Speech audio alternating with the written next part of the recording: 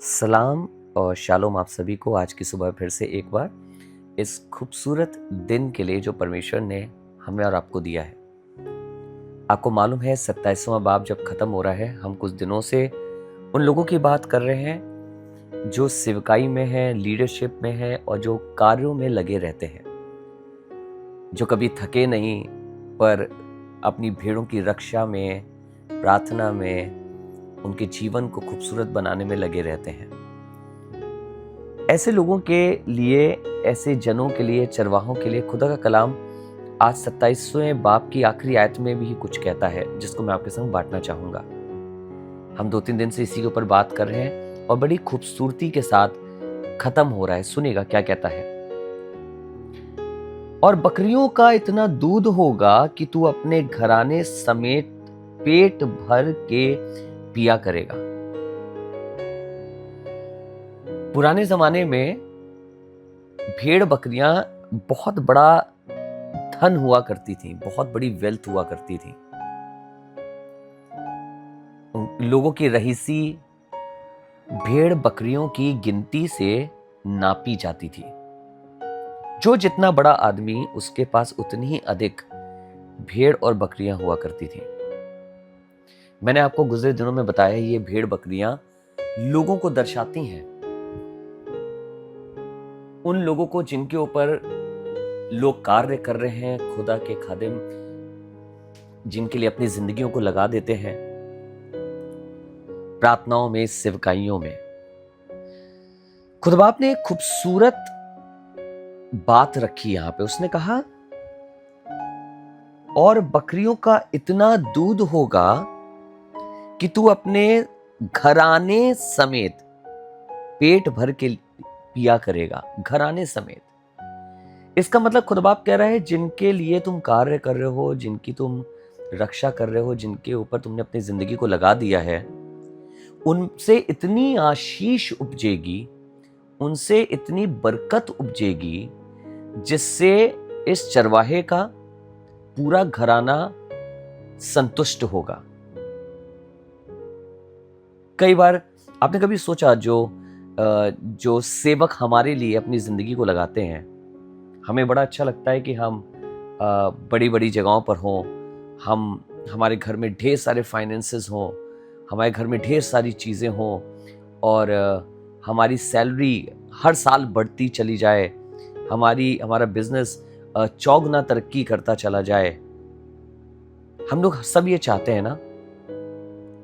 पर उसके पीछे आपने कभी ये सोचा, कोई है जो आपके घर की इन सब चीज़ों के लिए दुआ करता है, कोई है जो प्रोटेक्शन करता है, कोई है जो आपकी निगहबानी कर रहा है, कोई है जो आपको चरा रहा है, कोई है जो आपको गाइड कर रहा है कैसे करो और कैसे नहीं करो ताकि तुम्हारा जीवन अच्छा रहे, कोई है जो रात दिन आपके साथ खड़ा रहा है।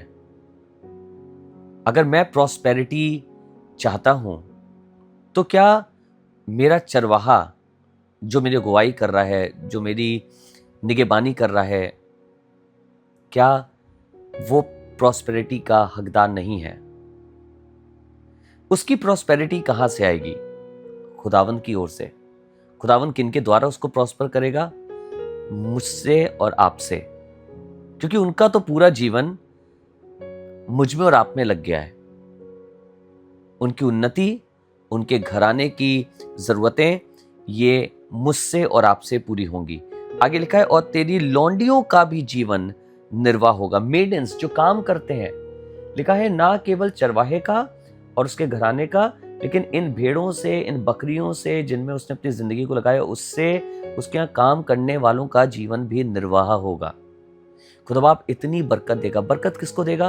बरकत देगा भेड़ को। किसको देगा? बकरियों को। बरकत देगा वो उन जानवरों को जिसकी एक शेपर्ड या एक चरवाहा केयर कर रहा है। इतना ऊन देगा, इतना दूध देगा। खुदा बाप ऐसा फजल करेगा कि ये भेड़ बकरियां बढ़ती चली जाएं और ये उन्नति करती चली जाएं, जैसे मैं और आप कलीसिया में रह के उन्नति करते हैं। पर जब उन्नति कर रहे हो, याद रखिए, जब हम उन्नति कर रहे हो उस समय ध्यान रखें कि खुदावन का घर है, एक वो जगह है जहां से मेरी उन्नति आ रही है।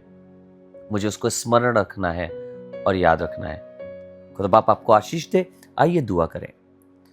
परमेश्वर, हम धन्यवाद करते हैं आपके कलाम के लिए, और यही दुआ करता हूँ प्रभु, जैसे आपके कलाम ने आज सिखाया है वैसा हम इसे समझ के करने वाले भी हो सकें।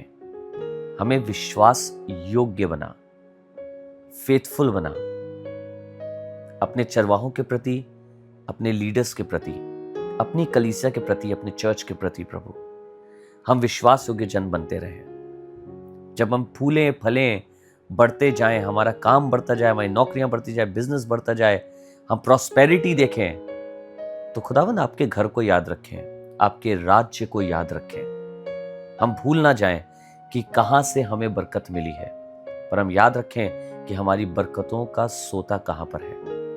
अपना बड़ा अनुग्रह करिए प्रभु, बड़ा फजल करिए प्रभु, यीशु मसीह नासरी के नाम से मांगते हैं, आमीन। आइए हम एक साथ मिलकर ए हमारे बाप की दुआ करें।